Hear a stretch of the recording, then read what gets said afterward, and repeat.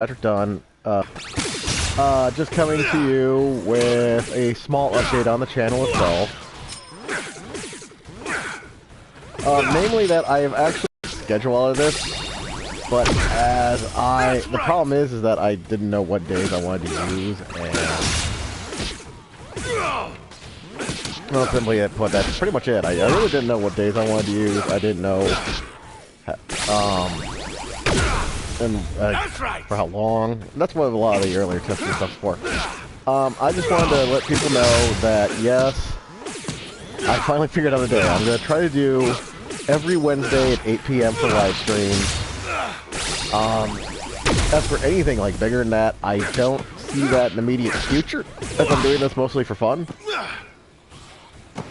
But if something ever comes up, you never know.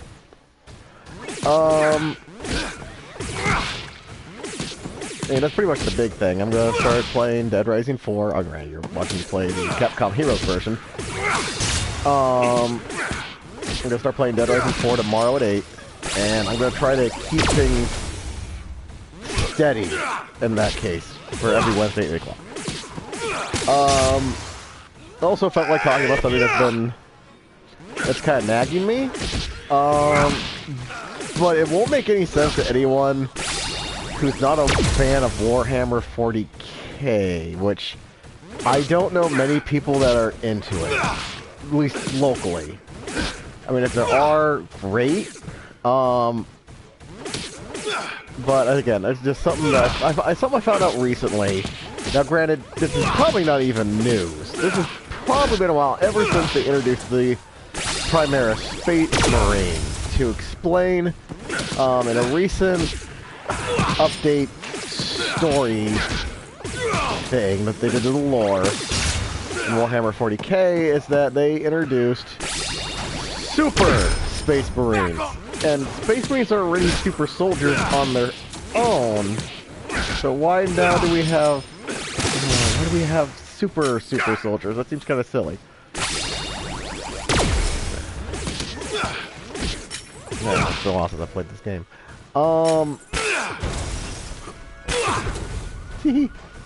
Okay, but no, okay. The rant I'm getting at is gonna require some explanations, especially to people who never played Warhammer 40k. Okay, this is gonna be a bit of a long story for a short part. Warhammer 40k takes place in the year 40, it takes place in the millennia of the year 40,000 in the 41st century. Mankind's already spread across the stars. Mankind has dealt with its own crap. Mankind fell and rose again as the Imperium of Man. With it came the Emperor of Man and the new Imperium of Man. With that came Primarch, Space Marine, the Inquisition, and many other things. I mean, the lore of Warhammer is stupidly large. I mean, it is quite possibly probably one of the largest forms of fiction I've ever seen. Then even, I don't know, Star Wars could even hold a candle how much ridiculous lore there is. And there is some ridiculous lore in Warhammer. That's kind of what makes it awesome, because you know, got ridiculous crap like the Orcs, the Eldar, Necron, etc., etc., etc. Quiet! Quiet! Shh! Oops. I wish I could know how to do things.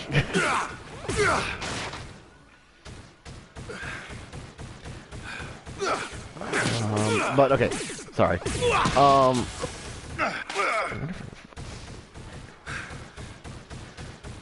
But as I was saying, in my own really random way. Okay, so you got the Imperium Man. Well, recently, Chaos, which is the Imperium Man's biggest concern and biggest enemy, which for very, very, very good reason, made a push, finally got the planet of Arcadia, other things happened, it's a lot to explain, but It is say one of the Primarchs came back from death. Rabute Gilliman, Primarch of the Ultramarines. He's pretty much taken over leading the Imperium from the High Lords. Since, you know, the Emperor is kind of brain dead at the moment. What's that at the moment? He's been brain dead for 10,000 years. It's amazing the thing functions. Well, that figures. Boo. And with him taking over, he reintroduced Primaris Space Marines. The Adeptus Primaris, or whatever I can't remember exactly what they're called. Or when you get the urge to purge. But that comes with a lot of issues, even I have a hard time with. It's like, especially when he plans on chapters to just take these guys without any fuss. Sadly, I don't see that happening. I was just saying I shouldn't have seen that happening, but it happened. Writing sometimes takes a backseat to logic, I guess. Or logic takes a backseat to the writing. I don't know. Maybe they forget their own lore sometimes, honestly. Continuing where I was trying to get to, though. One of the things that Pyramid Man is well known for is being extremely xenophobic and hostile to any alien race that isn't human. Even mutants in human society are not very well received. Now, and when I say mutants, I don't mean like maybe you have two different colored eyes, or you're just a weird shade of like brown or pink or fuck, I don't know. Because real mutations happen in humanity. It's part of evolution. I'm talking about abhumans. Like, you're a giant. And not like, are you of gigantism? No, I mean, you are a literal giant. Or... oh, what's another example? Or you're growing tentacles out of your body. Yeah, that's always a big no-no. Maybe you have two heads. Yeah, you'd be shot on sight. And stuff like that. I'm talking about, like, legit, like, almost X-Men level mutations. That is a big no in World of Warhammer 40k. But but if you're human, if you look human enough, you are tolerated in some parts of the Imperium society. And why am I going on about this? It has to do with a chapter of Space Marines called the Black Dragon. Oh, just run away! Nobody will know I was here! The Black Dragons were created, well, I don't know what year they were made in, but they were founded, a member of the 21st founding, which is also referred to as the Curse founding, because a lot of those Space Marines either went insane, mutated to the point where they had to be extinguished immediately, or just turned traitors. Now, not all did. Some are actually still around. The Black Dragons are one of them. The Black Dragons, the Lamenters, kinda. The Firehawks, maybe, in a weird way. And the Minotaur, and I think that's it. Unless I'm forgetting one. But, and why do I bring up the Black Dragons? Well, the Black Dragons of all Space Marines are, well, they're pretty physically mutated. I mean, yeah, there are some that look normal, but they ran into one hell of a weird defect that I guess messing with gene seed is not as a good idea as it should be, which is one of the issues for the Primaris Space Marines. Everywhere. But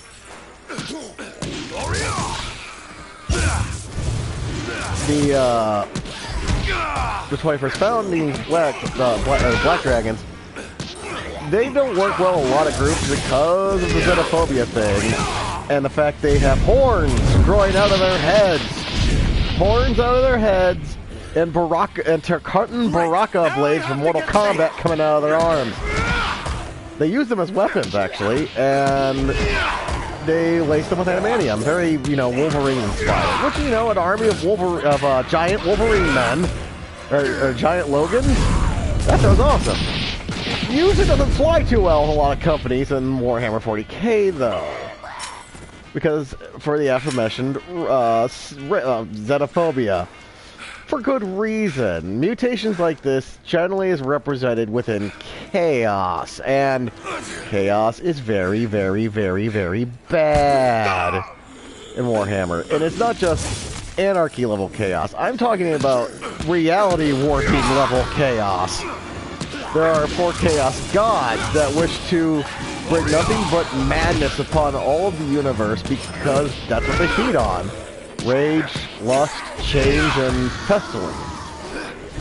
Or disease, or whatever you want to call it.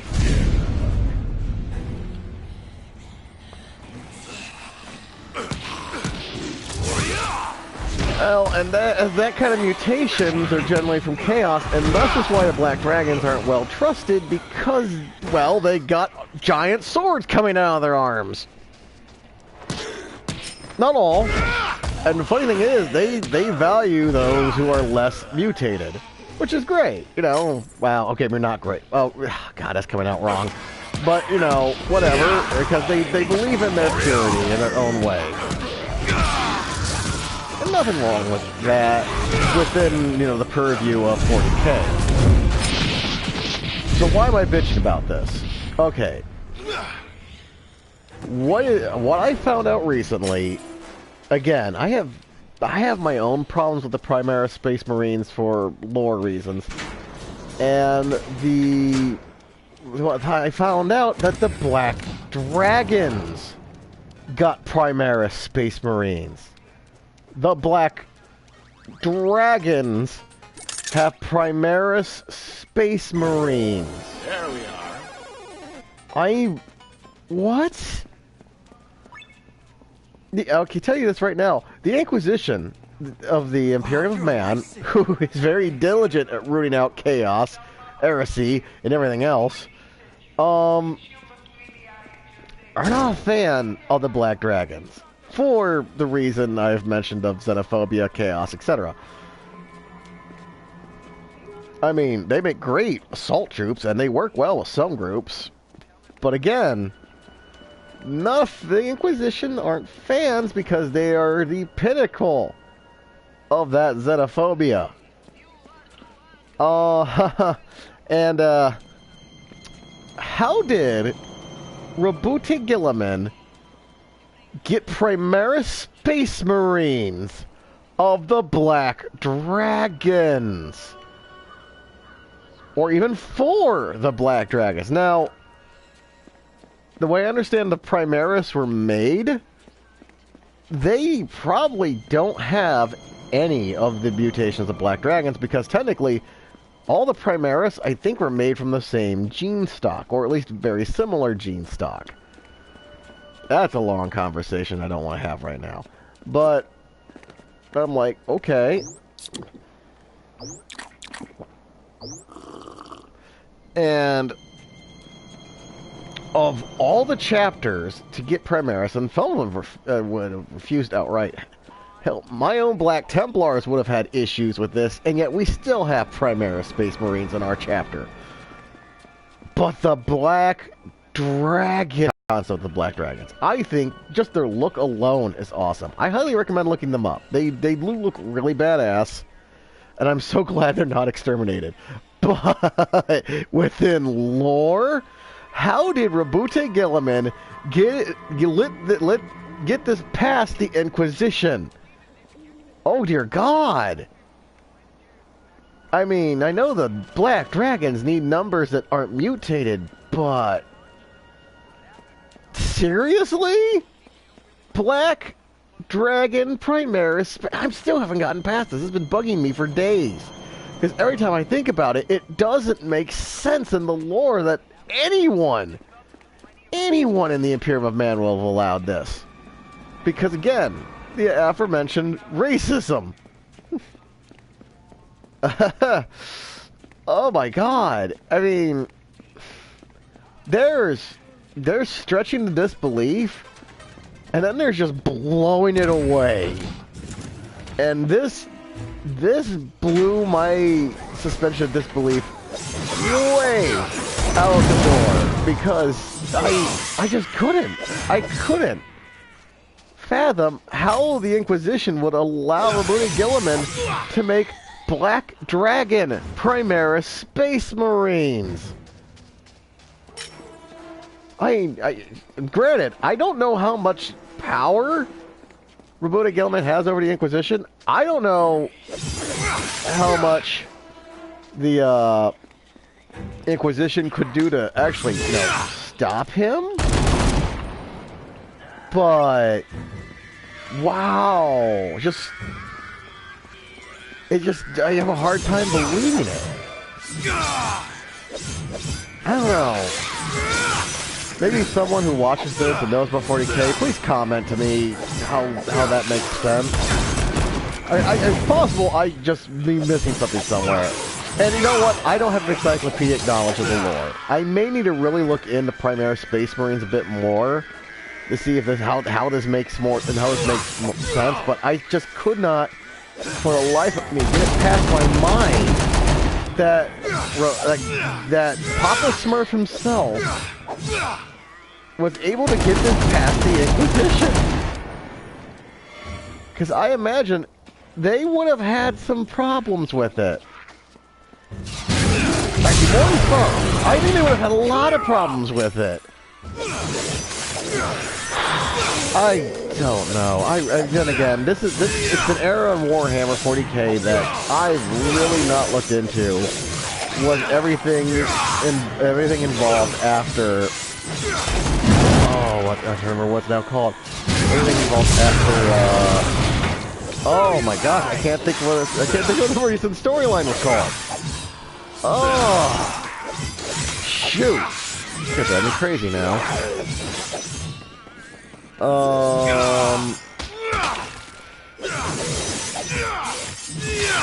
I can't remember now. Oh well, it will come back to me later. That's my little rant on Warhammer right now. It's like I love Warhammer, but every once in a while you'll just get something that just doesn't work with what you know of the lore. I am too busy for this shit. It's like the whole hyperspace jump thing from The Last Jedi, and oh boy, The Last Jedi is a rant for another day. Wow, that movie really pushed the wrong buttons with me. That again will also require probably like an hour's worth of explaining any of that. I haven't watched it since I've seen it in theaters, and man, I mean that movie just hit so many bad buttons with me. I think one of the biggest issues I had was dropping every subplot created in the last film. It's like, then what was the point? What was the point? And I'm not just talking about Rey's parents. I'm just like the Knights of Ren. The whole, Captain Phasma thing. They dropped a lot of things. It just bugged the hell out of me. We'll see what happens. I guess we can see what happens in episode 9, but honestly, I think I can wait on that one. That's right. God, I don't know. Again, that's a rant for a whole nother day. Sorry about that. But yeah, back to the original point. No, not about the Primaris Space Marines. Look forward to seeing Mr. Maleficent Plays every Wednesday at 8 p.m. And tomorrow I will start Dead Rising 4. I'm gonna play the normal mode, not the Capcom Hero mode. If someone wants me to do a playthrough of the Capcom Hero mode in the future, we'll see. But as of right now, my schedule's looking at Darksiders, Dead Rising 4, and then I'm gonna start the Darksiders trilogy, trilogy as of now. I should say Darksiders series. Alright. That's it. Go ahead, don't forget to comment, subscribe, whatever, blah blah blah. The usual rigmarole when it comes to, Nailed it! to, YouTube. and I hope you all have a good night.